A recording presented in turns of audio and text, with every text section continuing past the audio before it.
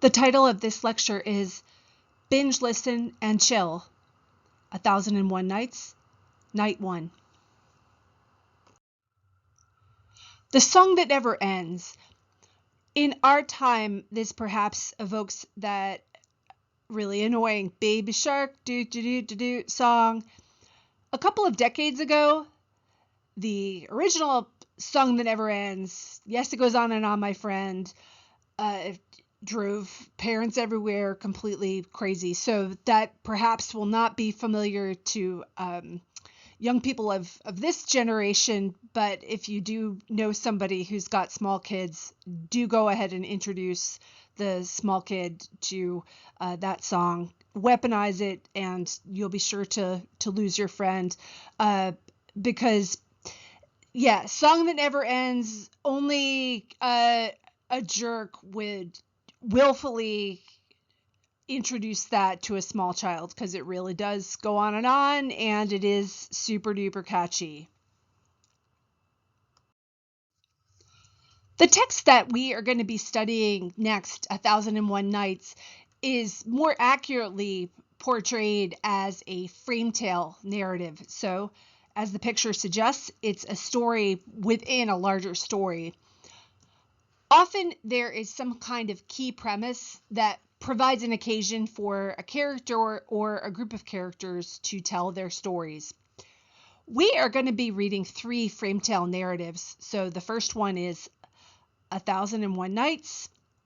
The next one is Boccaccio's Decameron. And lastly, Chaucer's Canterbury Tales. So that's excerpts from each of those 3 because they're pretty long. An example of a frame tale narrative that a little bit dated, but I think it is a timeless classic, is The Princess Bride, wherein we get the medieval-esque story about the princess and her hero who rescues her and falls in love with her. But that story is within another story about a grandfather forming a relationship with his grandson via literature. The text that we are currently going to tackle for the next 2 weeks is known as the 1001 Arabian Nights. For the next couple of minutes, I'm going to talk about how it's not really 1001 and not really Arabian. The 1001 Nights was written over the course of several centuries by many unknown authors, so we say that it's anonymous, who were residing in several countries of the Middle East.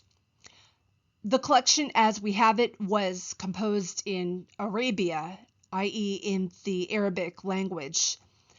However, it borrows many tales and characters from the Persian, Indian, and Egyptian literary traditions. As is the case with a lot of literature from the pre-modern period, no one knows exactly when a given story in this large collection originated, because surely many of them circulated orally for centuries before they were written down and collected.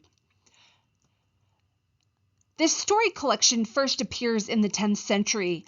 Arab historians speak of the existence of a collection, one in particular called the Thousand Tales or the Thousand Nights.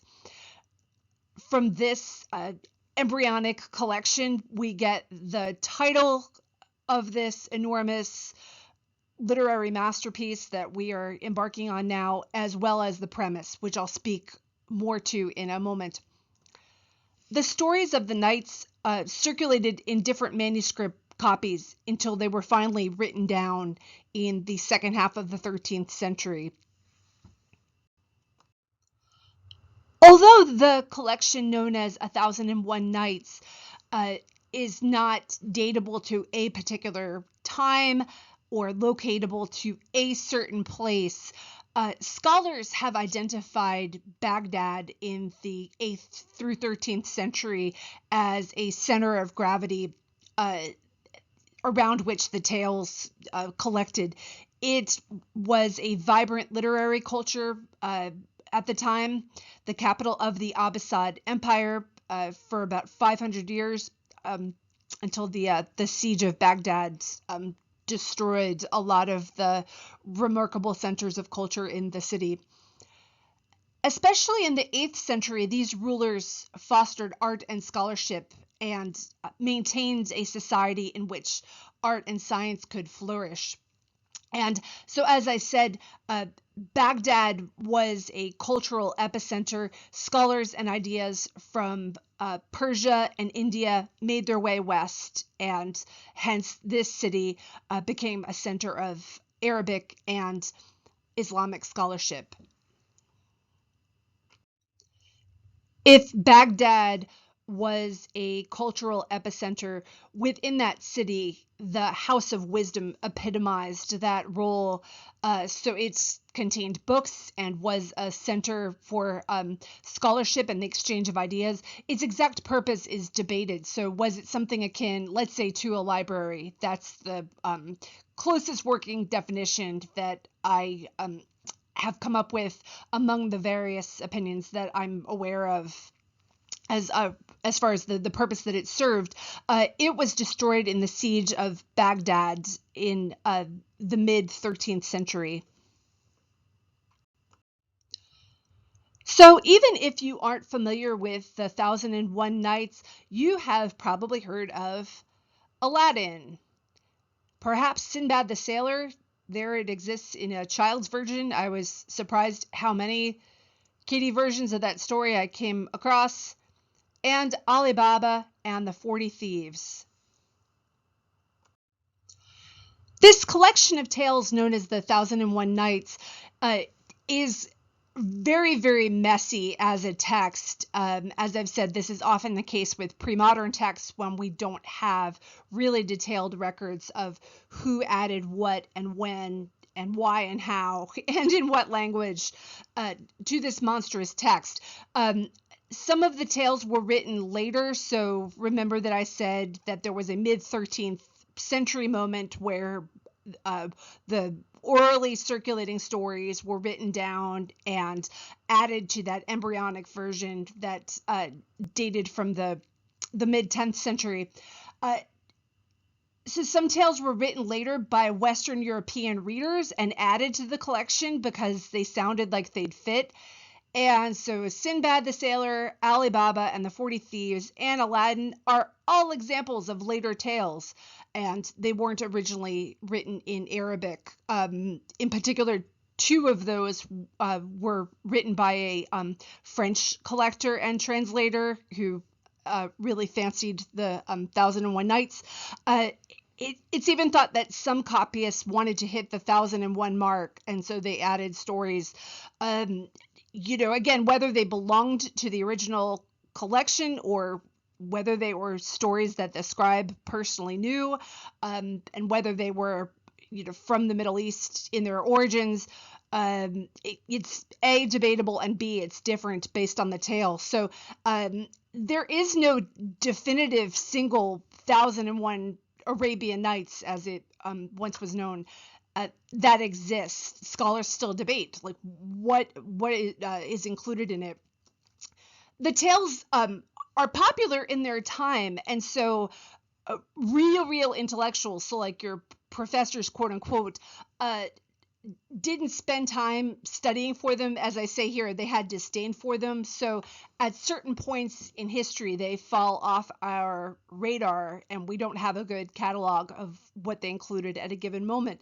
So even if you said, hey, I want to read the whole thing, good luck, because that name, 1,001 Nights, or as it's alternatively known by a more dated title, 1,001 Arabian Nights, what it includes depends on the edition. So a fundamental question that we have to ask is, why are there 1,001 tales? Why so many? Compared with other frame tales, the premise of the 1,001 Nights lends itself to such overgrown expansiveness.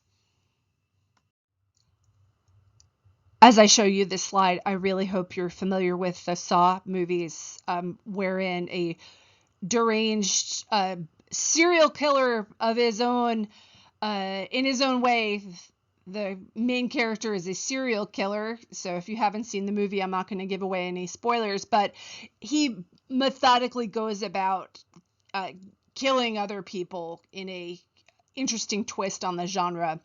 In 1001 Nights, we have a killer king. So let me explain.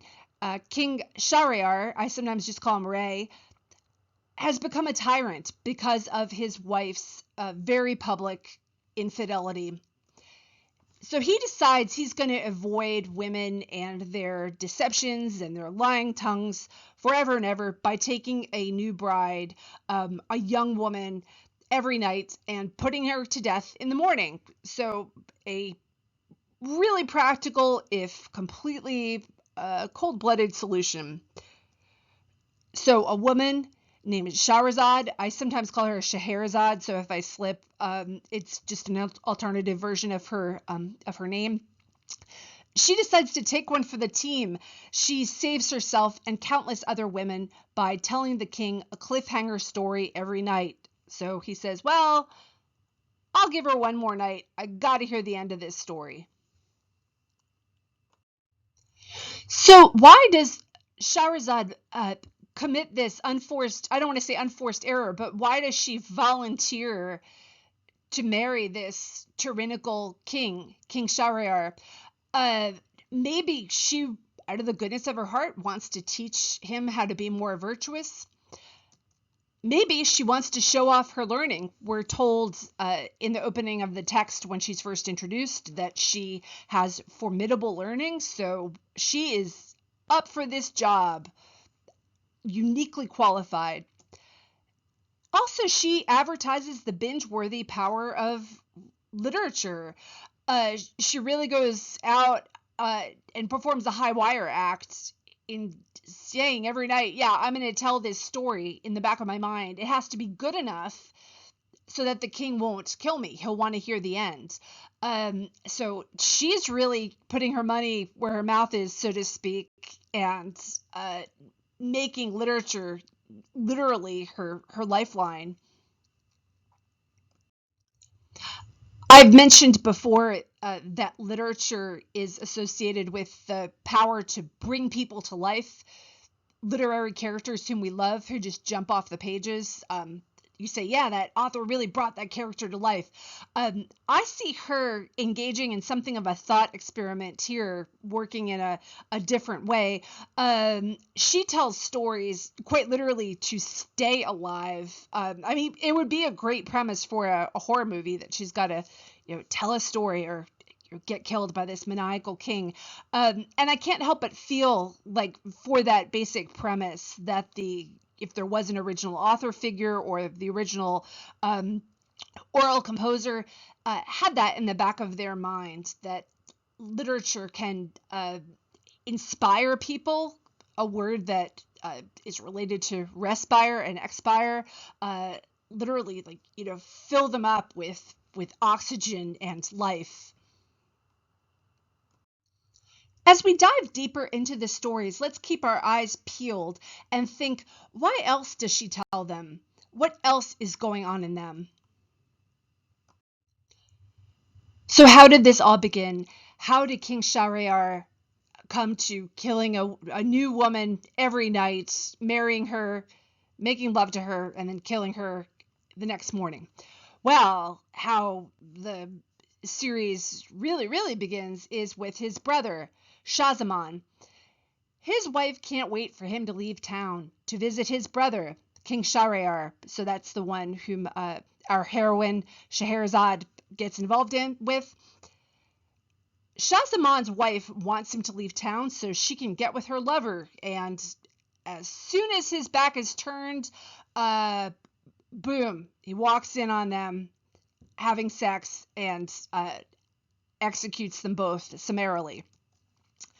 So Shahzaman gets to the estate of his brother Shahryar and he just mopes around for a little bit, but feels better. Silver lining, he discovers that his sister-in-law's infidelity and hence his brother's humiliation and disgrace is greater than his own, because Shahryar's wife, thinking that he's left town on a hunting trip, has a very public orgy.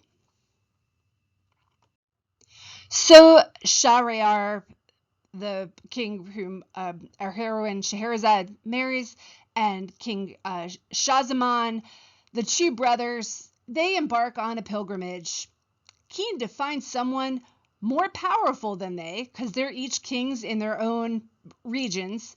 They want to find someone more powerful who's worse off than they. So an interesting take on the road trip and an interesting take on the pity party. So they meet a gigantic demon, a genie, and I'm going to talk more about genies in the next lecture. They are complicated and fascinating creatures in the 1001 Nights, so I might use the term demon and genie interchangeably. They meet this gigantic demon who is so wary that his mistress might cheat on him that he keeps her locked up in a chest on his head. But he's so proud to possess a woman who's so beautiful that the chest is made of glass. And there she is, popping up out of the chest. All I could think of is the old magician's trick wherein a woman would get sawed in half. She gets put in a box, and obviously there's a trick involved. She doesn't really get sawed in half. But yeah, seeing that as a little kid really creeped me out because couldn't help but feel bad for that poor lady. But that's what constituted entertainment a couple of decades ago when I was a young person. So luckily for the woman, the demon falls asleep, and so she coerces the two kings to have sex with her, and they do. Then, to their utter surprise, she asks them for their rings so that she can have an adulterous collection of an even 100. That's what you call collecting to something of an extreme. And I won't be able to look at the jewelry section in Walmart ever again, and the box with the rings on display. And hence, the demon's misery is much greater than that of the two brothers, Shahryar's and Shahzaman's. So, yeah, the betrayal of men by women gets more and more ridiculous. So initially, it was Shahzaman, his wife, has an affair with someone employed on his estates. Then Shahryar, his wife, has a full-blown orgy wherein the male lovers are dressed like women and peel off their costumes. So now they're undisguised and have a big public orgy in the garden. Now we've got a powerful, scary demon with a woman literally locked in a box, and still she finds a way to cheat on him. So thus, our friend King Shahryar comes up with the plan to sleep with a different woman each night and have her killed in the morning so that he doesn't have to endure the pain of her infidelity. This goes on for a little while until our heroine, Scheherazade as her name is printed in our text, who is the daughter of this maniacal king's vizier. So that is a high-ranking official in this time and place, so in Middle Eastern countries. She decides she is going to try her hand at spending the night with the murderous king. Of course, her dad tries to talk her out of her plan by telling her a couple of cautionary tales. The first of these is the tale of the ox and the donkey. So a donkey gives an ox some advice. The ox is very, very, very, very overworked and feels that by comparison, the donkey is pampered. So the donkey says, hey, if you feel overworked, just slack off tomorrow. Pull a Ferris Bueller. Pretend that you're sick. Play hooky. They'll treat you really well and give you top quality food, and you can just rest. This ends up biting the donkey, who is punished for his butting in, because now he has to pick up the slack for the ox. What I find so interesting about the dad's stories is that it's a cliffhanger. So the first one leaks into the second one. This tale of the merchant and his wife picks up where the tale of the ox and the donkey left off. So there's a merchant who can understand what the donkey and the ox are saying, and he laughs at their exchanges, and his wife wonders why. He says he can't tell her because if he does so, he will die. It's a secret, and she just won't drop it. And he says, really? You really need to know, even if I'm going to die? So the animals get wind of his predicament and give him some advice about getting back control of his household. So the plan, unfortunately, includes beating his wife.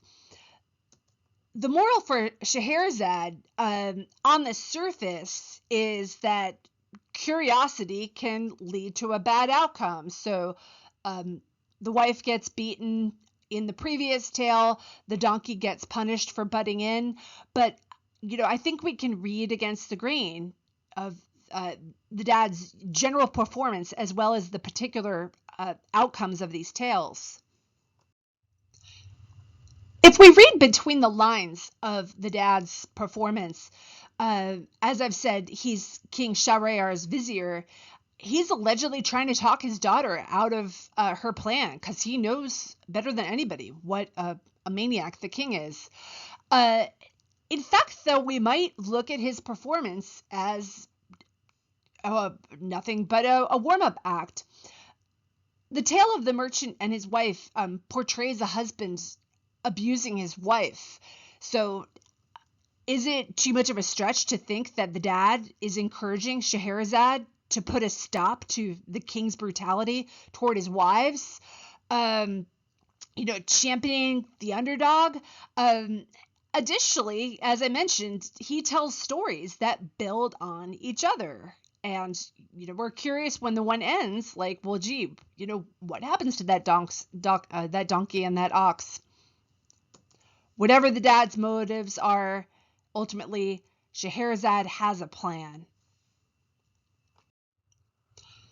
She begins with a story called The Merchant and the Demon. So a merchant winds up angering a powerful demon / genie who demands that he be killed after he carelessly tosses the pit of a date, killing the demon's invisible son. So the merchant gets a year to say goodbye to his family and pull his estate together, and everybody he knows goes into deep mourning for this merchant who's going to get killed by the demon. He's able to avoid his fate, however, when 3 old men whom he happens upon each tell the demon stories that delight the demon very much. So with each of the stories that gets told, he removes 1/3 of the penalty he was going to levy on the merchant. So 1/3 of the merchant's life that he was going to steal from him. So yeah, bottom line, you just never know who's going to bust out with a good story. So here we have Scheherazade taking over for her dad, being the storyteller, albeit for her maniacal husband, the murderous king. But within her story, we have also a subliminal message for the king. Not only does everybody have a great story inside of them, but even this fierce demon calmed down when he heard these great stories. And, if you kill the storyteller, you don't get to hear any more great stories. So we are going to be continuing with this text, not only this week, but next week we'll be reading more stories. Can't read a Frametale narrative and just do it for 1 week. That would be kind of ridiculous. So pay attention as I ask here, what is her filibustering full of? So filibustering is that practice that they engage in Washington, D.C., where they put on an extended performance to delay the passage of a bill. Famously, they'd read the phone book back when there were printed phone books. Pay attention to how her stories, in terms of their substance, blur the lines between the natural and the supernatural. So, for example, there's something so mundane as a guy eating a date and he throws the pit and it kills an invisible genie or should I say the son of the genie. I mean, that's really, really a brilliant example of the natural world, the regular world, coming into contact with the supernatural world.